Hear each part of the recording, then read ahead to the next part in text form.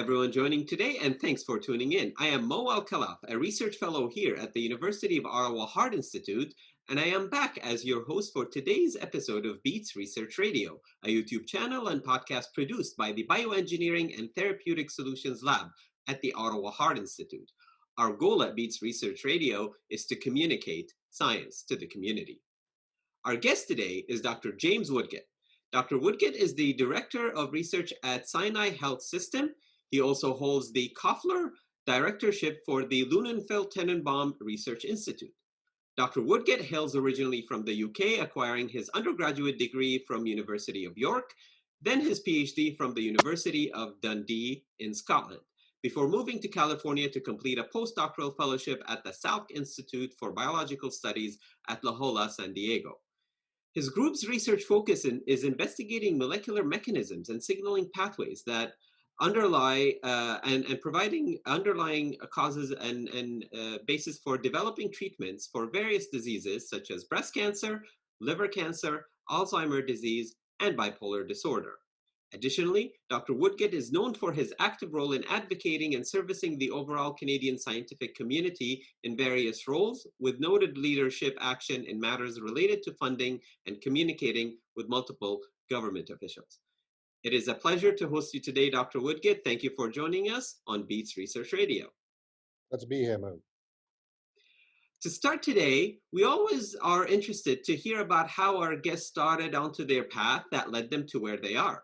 Can you tell us, Dr. Woodgett, how you come to focus your pursuit into the basic science research field of molecular biology? I can. So you know, in my position, I guess over the past 30 years or so, I've interviewed lots of students, and one question I never really asked them is, why do you want to become a scientist? Because it was never a question which I ever thought about, and I think we have to think, we come from different backgrounds. And I was very fortunate. I was the first in our family to go to university. I, as you mentioned, went to the University of York in the UK, not the one here in Toronto. And I wanted to do biochemistry because the teachers at my school, high school, who most inspired me were my biology teacher and chemistry teacher. And it's the same old, same old. But then actually, and I had no idea about research. I had no idea about you could even go into that career until probably the third year of undergraduate teaching. And then I started, talking to other people. What are you going to do next? And in my class, and some of them wanted to go on to do a PhD. This is in the UK, where a PhD at that time was 3 years. Seemed like a good idea. I was enjoying the lab work in particular. My supervisor, my project supervisor, said, yes, you should go for that. So kind of stupidly, I only applied for one lab, which is at the University of Dundee, because we'd just been taught about that lab and what they'd been doing. So I got an interview. I was very lucky because that lab wasn't a huge lab, but they usually took on one student a year. And this year they took on 2 students. And the other student was from Oxford, and it was Nick Tonks, who works at Cosmic Harbour, a very famous scientist. So I was really, really lucky to get in there.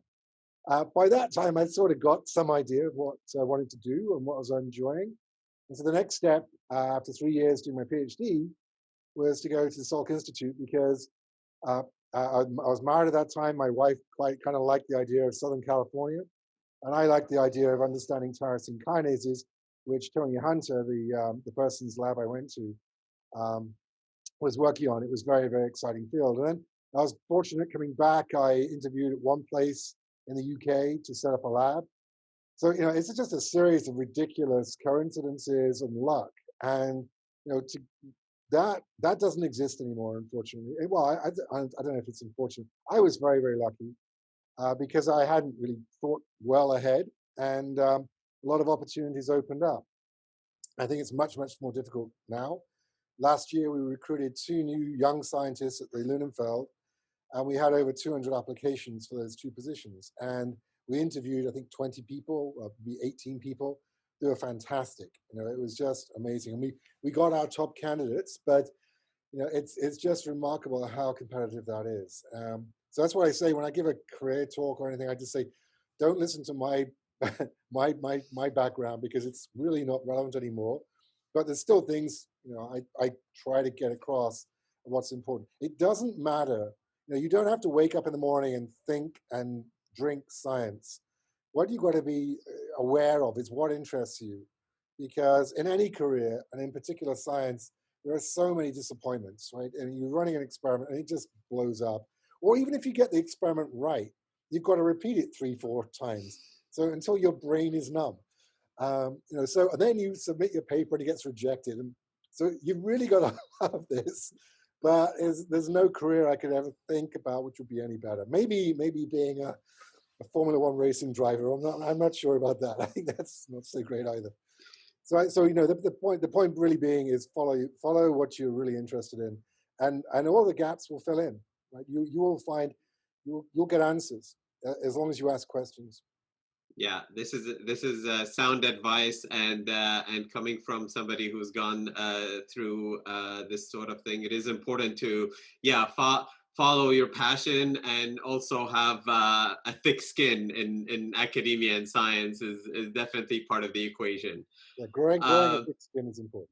yeah. So, one of your group's current ongoing areas of research is related to what's called oncogenic mechanisms and pathways. To the uninitiated, could you give us a general overview of this field and why it's attracted your groups of interest to investigate? So that's one of the areas we work in. My lab actually right from the get-go has been working on signal transduction.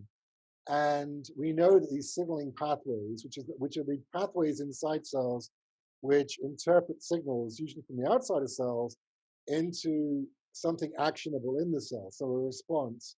Um, that's really important. We know that's important because we find, for example, in cancer, you have mutations in key molecules in those signaling pathways. So even though there's not that many of them, there's maybe 100, 150 oncogenes. The majority of them are involved in signaling pathways. So these are genes which then they become mutated, or if they become inactivated, it can go one way or the other, depending on whether they promote growth or restrict growth. If they get mutations, which either activate or inactivate them, they will lead to the cells becoming abnormal and eventually becoming cancerous. So of course, we really want to understand how better to treat these cancers. And I mentioned, when I went to do my postdoc with Tony Hunter at the Salk Institute, he was the pioneer in understanding a whole new area of tyrosine phosphorylation and tyrosine kinases. So these are, it turns out, receptors like the insulin receptor or the epidermal growth factor receptor. The many other receptors have this intrinsic tyrosine kinase activity, and then they stimulate once they become activated by their ligands, by their hormones and growth factors, they will stimulate a succession of events inside the cell. And that's what we've been really focusing on. Although I went to Tony Hunter's lab. As I said, he was famous for tyrosine phosphorylation. I worked on serine and threonine kinases and serine phosphorylation. So, but that was because there was lots of really good projects at that time too. So again, it's like you follow what you think is interesting, and I also it's totally bizarre. And but my PhD, so in 3 years, I was working on glycogen metabolism, right? How we deposit glycogen when we've just eaten, and then that glycogen is broken down to provide glucose for energy in the body. And there have been Nobel Prizes won in that field. It's very, very interesting, except it's glycogen metabolism, which usually puts people to sleep in a couple of seconds. So when I was working there, I started working on a protein kinase called glycogen synthase kinase 3. And some 35 years later, what is it? More than 35 years later, 36 years later, my lab is still working on GSK3. And that's because these proteins and these genes get named based on what they were first discovered for, to do. And this was the third protein kinase which phosphorylated glycogen synthase, which is important in glycogen synthesis. But it has 200 other proteins it works with. And it's critical in pathways like the Wnt pathway, which is very important for example, in colorectal cancer and breast cancer and other cancers. But it's also important in mental health and in Alzheimer's disease. So, because it's inhibited by lithium. So lithium is still used pretty widely for the treatment of bipolar disorder.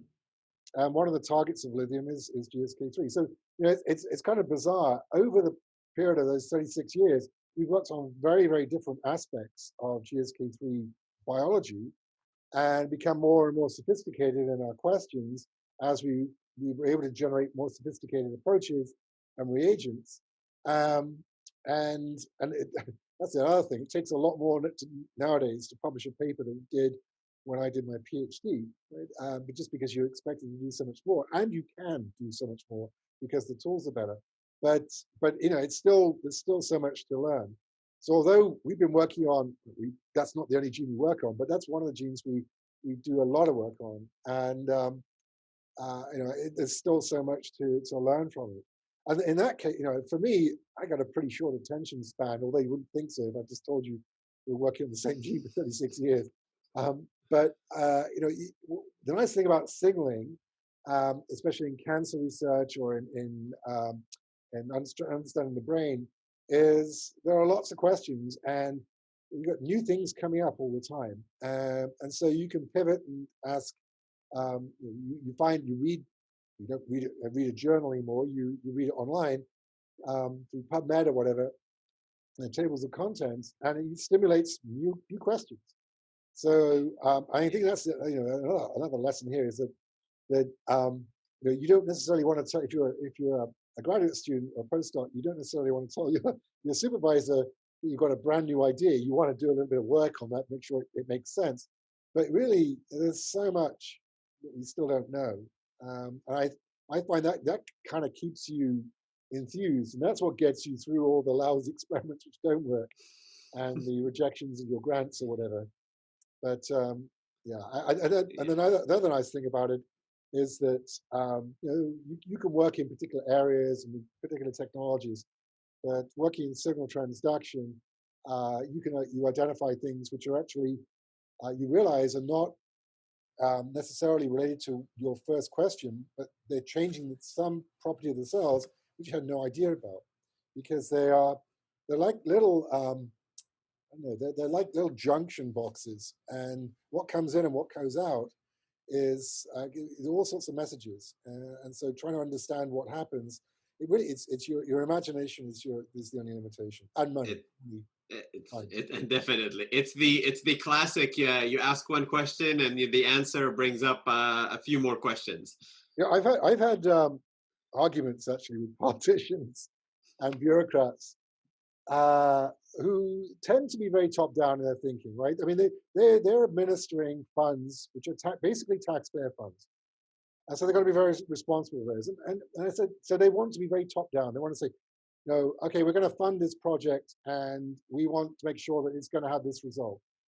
And I tell them, what we write down in the grant application, which will last, say, 5 years, the outcome of that grant application may be totally different from what we actually said we were going to do.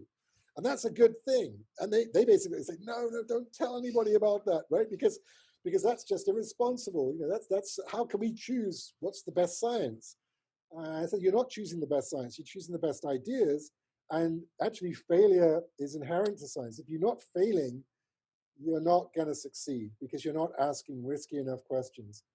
And we've become very conservative, small c conservative, in the way we think, because it's very difficult to get funding and it's very difficult to publish. And so you want to be more careful and not propose experiments which can may sound wacky. And it's interesting, most Nobel Prizes, at least in the biological sciences, are given for work which is published in sort of society journals, good solid journals, but not what you'd say are the most read journals. And that's usually because they're proposing something which is completely out of the norm, and all the reviewers say, no, that's wrong, that can't be, that's possibly right, because they're invested in the current knowledge. Whereas in fact they've made a breakthrough. So that's it can be tough to be on the leading edge, and that's why you kind of mix some relatively sure thing research where you've got some preliminary data which is pretty strong, but then you've got to have reserve a little bit of time and effort to do some really crazy experiments. And I don't mean Absolutely. bad experiments. I mean, Let challenging the let's dogma. call them the out of the box thinking and out of the ordinary, approaches to studying It's what you science. do. It's what you do on a when your supervisor's not looking, or your The chair is not secret looking. experiments, yes, indeed, yes, the secret experiments. Well, this transitions us pretty well to my next gear here, which is from a bird's eye view. Could you comment on the overall health of basic science research presently? How do you see the recent COVID pandemic affecting science researchers, both professionals and maybe even the younger student cohorts moving through the early stages of an academic path?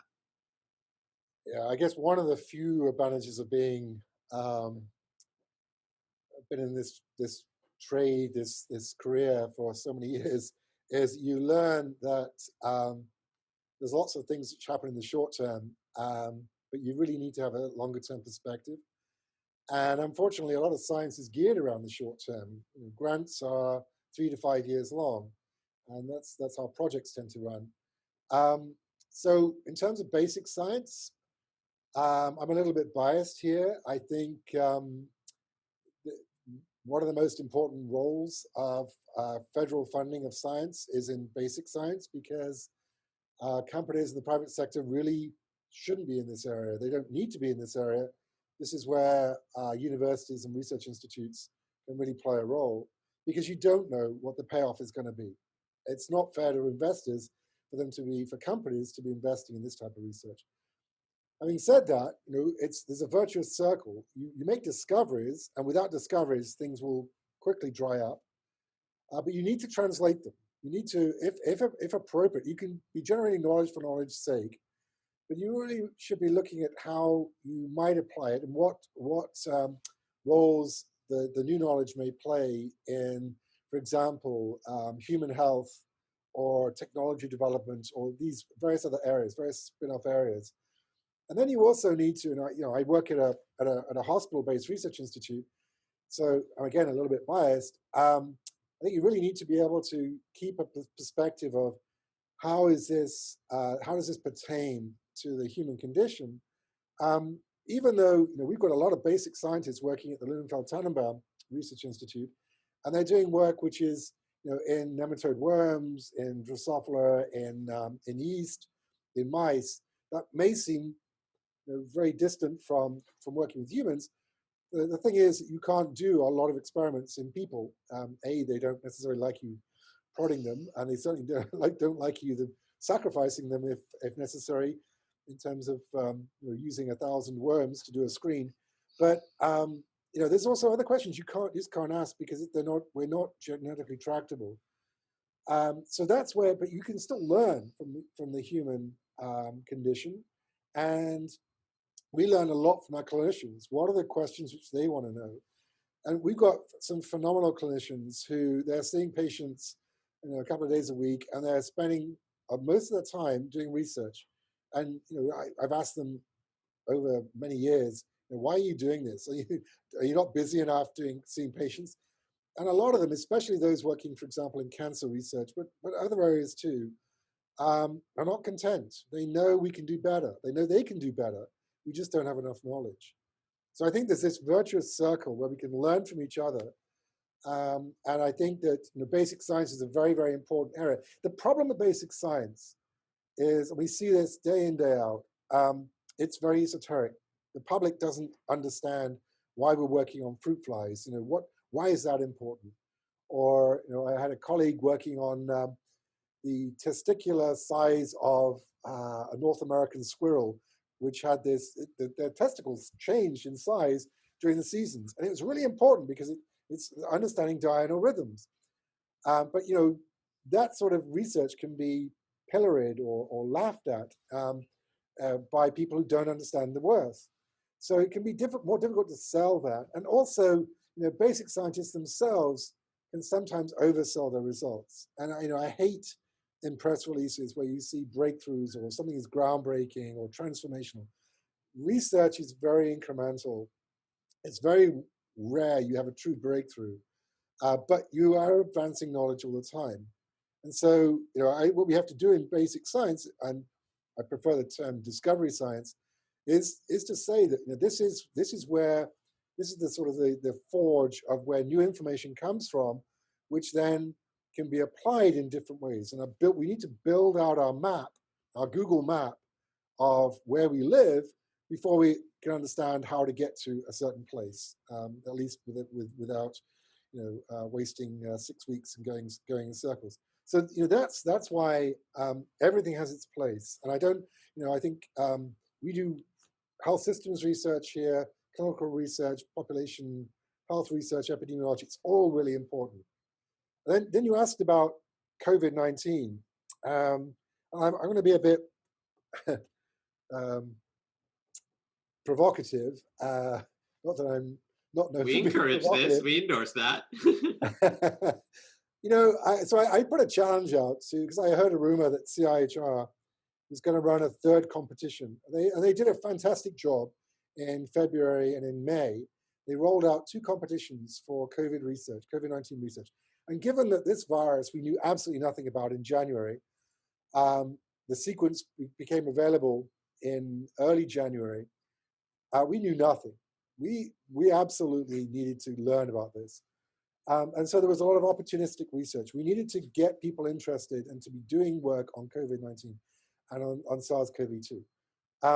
In part, that was because we hadn't funded enough vaccine research, we hadn't funded enough virology research, and we certainly hadn't funded enough coronavirus research in the previous 20 years since the last coronavirus outbreak, it's SARS. That's our error, right? That's why this short-term thinking kills us in the end. So, but I'm going to flip that around and say, that was great. We were able to pivot. Now we know a lot about that virus. There's a lot more to learn, but there's no need for a separate competition, a specific competition. Now it's just a political stunt. Really, it's to keep the politicians happy that we're doing research in this pandemic causing virus, where instead there's nothing wrong. We have mechanisms twice a year through the CIHR project grants. People can submit grants exactly on COVID-19 or whatever. They will get reviewed. They'll be reviewed against a whole bunch of other diseases and projects, learning to how to better treat dementia or arthritis. And what we've done, and we've seen this, of course, at the level of service delivery in the hospitals, COVID's taken over, but it's not as though these other diseases, which are still killing us, have gone away, right? So that's why we need to take a longer term perspective. And so my feeling is, if you've got people in your audience who are really interested in virology because of COVID-19, great, because we did not have enough virologists. Likewise in understanding vaccines, we need more people to be interested in that. But look at it on the board as part of the broader picture.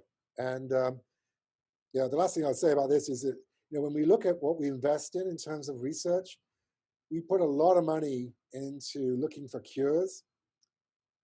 We put very, very little money into prevention and public health. And time and time again, and we've seen the trillions of dollars which have been lost. When you look at the budget of the CIHR, it's $1 billion a year. And the economic losses in just the last 11 months are in the $300-400 billion, and it's going to go on and on. It's ridiculous. We need to be better prepared, and we need to be thinking about that. And we're just relearning what we learned with SARS or H1N1. Infectious diseases are pretty nasty, but not just infectious diseases. Antibiotic resistance, antimicrobial resistance. We're running out of antibiotics. There's a lot of stuff we need to do. That's why. Yeah, no, it's really very important to have the panoramic view of it, right? And not to just magnify the one area of research that's needed. I was We talking. needed it, but this transitions me well into my next question, which is what can be implemented to bring about positive advancement? What kind of one or two hints to the populace and maybe the politicians in terms of what to do moving forward? Well, I think we do, and present company accepted, no? We do, as a cohort, the scientists, a pretty lousy job of communicating. And We're so, of trying to course, fix that. so this is great. I mean, this is why I was very happy to be on this on your show. But I really think we do not only a bad job, we don't appreciate it when we're doing it. And so I teach a course, I co-coordinate a course at U of T with David Malkin, who's an oncologist at Sick Kids. And it's about exposition, science ethics and exposition. And what part of my lecture is about science communication. And I think, I mentioned it before, but if you look at where all the funding comes from science, it comes from taxpayers or people who donate money to charities, to the health charities. And if we don't explain to them why we're doing what we're doing and why it's important, that money will dry up.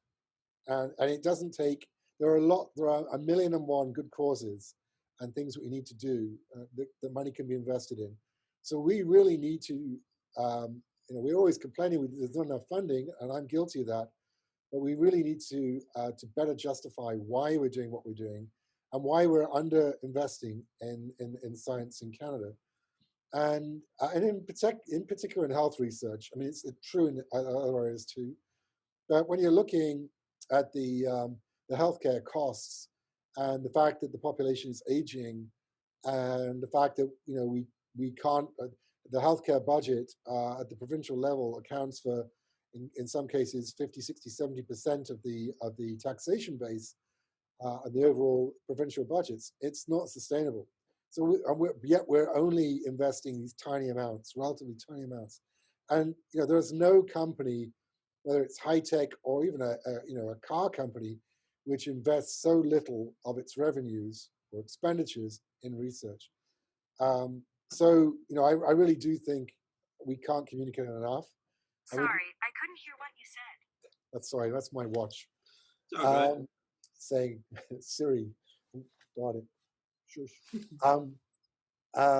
Usually this phone goes off at this point, but so I think there's I think we also have to do it like you're doing it. You want to be. I think there's definitely a role for professional communicators, but and I've spoken to students and postdocs who've gone on to become fantastic communicators, but there just isn't a lot of support. It's very difficult to make a career in those areas. But you can continue to communicate throughout doing research, whether it's in the public sector, in academia, or in the private sector, because you have the knowledge base, right? You can translate to people because you've learned, the vocabulary. And we talk in acronyms and jargon, and it's like Klingon, right, to most people. So even just communicating, helping other people to understand, and demanding that scientists speak in lay terms, I think is very valuable. So we should all be communicators. absolutely. It doesn't go unknown that in these parts that science communication is the link to the public. It's to be able to further utilize and benefit everybody by the knowledge that we gain in our walls, between the walls of the labs and the institutes. From a purely selfish way of thinking, if we do not convince the public to continue to fund this enterprise, which we all have to admit we get a lot out of, we enjoy doing this, and sometimes can't believe that people pay us to do this, to do science, then it will dry up. You cannot take it for granted. No, absolutely. This gets us to our last question for today. What type of advice or words of wisdom would you like to share with early career scientists in order for them to better orient their career trajectories? So going back to what I started with, I think nowadays, if I was starting as a young scientist or had aspirations of becoming a scientist, I would certainly be far more prescriptive. I would try to follow, the advice I gave, which is to follow your passion, because it is tough. And don't do what I did, which is just apply for one position, apply for multiple positions. But if it depends on what level. I mean, if you're a person, well, let's start with the early career investigator, which is really the graduate student. If you are really enjoying what you're doing and you feel you're not only good at it, but you want to do more of this, if you're willing to self-flagellate for a few more years, then ask around, get other people's advice, make sure you change up. That you don't, if you pursue a postdoctoral fellowship, you do it on an area which is related but quite different in terms of its environment. What we need to do as scientists is we become you want to differentiate yourself. The only way to do that is to have multiple experiences, which you can then combine in a relatively unique way. And I think that will then help you have new thoughts, but you also get new experiences. If you're a postdoc and you're thinking about carrying on in research, whether it's in the private sector, in the public sector, or in academia, I think it's there. It's really about knowing, making connections and networking, and it's tough because we don't, as I mentioned, in academia there are lots of applications, but somebody gets those roles and somebody gets those positions. And what we're going to see right now, that we're in a bit of a hiatus. Um, because of the pandemic, everybody's second guessing. But what we are going to see in the next 3 to 4 years, I think, is a certain number of people are going to say, I've had enough, I'm going to retire. Most scientists don't really want to retire, but there is going to be a bit of a pulse of retirement. And I think universities and research institutes are going to be recruiting. But of course, they recruit globally. But the recruitment opportunities are going to be global too. And then if you have, in the past few years, lucked out and you're in a new position, you're an early career investigator, you set up your lab, and then the pandemic hits, it's like, nobody prepared you for this. Nobody prepared anybody for this. It's going to get better. It's going to get better pretty quickly. The vaccines are going to be rolling out. There's going to be a return to normality. It's going to be tough. Funding is still very tight. You're going to be back to the what you experienced a year or so ago, which was not necessarily that great. But just think about where your niche is, and don't ever be don't ever think that if a grant is not funded, it's because you're not good enough. We only fund 15 to 16% of grants. There are phenomenal grants which just don't get funded because one of the reviewers just didn't understand it, or thought a couple of other grants were better, or whatever. And the other thing about when you're writing grants, you have to remember you know more about that grant than anybody else, including everybody on the review committee. So you really need to not treat the grant as if it's being reviewed by your true peer, which doesn't exist, but by colleagues who will know something about the area, but you still know more than they do. So I don't mean to be patronizing and talk down to them, but I do mean that you've got to be making sure that you explain yourself. And again, it's a form of communication. If you need to we need to communicate to everybody, including our peers. And so the best way of doing that is to make sure your grant is reviewed and read through by your colleagues. The people who are also submitting grants. They've not got a lot of time, but they will make time for you because people made time for them. So don't feel guilty. Make use of that resource, and you'll get through. It's incredibly competitive, and it should be competitive. But I wouldn't say it gets better. I just think it just keeps getting interesting. There's just new stuff coming along, right? It's like a James Bond movie.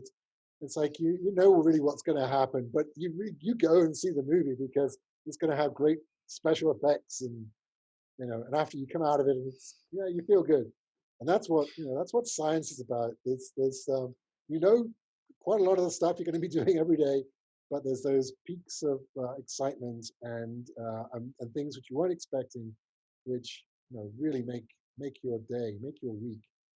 Yeah, absolutely. No, that's excellent advice, and especially the part about you never know what to expect, but enjoying the journey and Oh the yeah. ups and downs in this path. Yeah, that's a really good point you made. I mean, it don't we spend all of our time on the journey, so you've got to there's not a destination here. You've got to make sure you stop and smell the roses and explore the museums on the way or whatever, and look at the sights, because that's how you accumulate knowledge, and it's fun. Absolutely. Absolutely. This concludes our interview. Once again, I'd like to thank our guest today, Dr. James Woodgett, for the informative and fascinating talk with us regarding his molecular biology work and his perspective on the current state of basic science, or as we want it to be called, fundamental investigative biology.